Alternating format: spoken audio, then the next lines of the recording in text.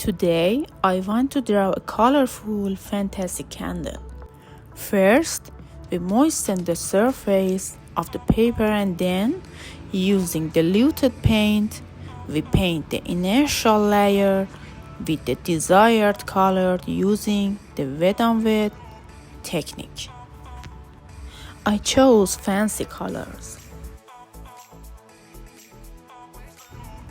For more saturated layers, we use sticker paint.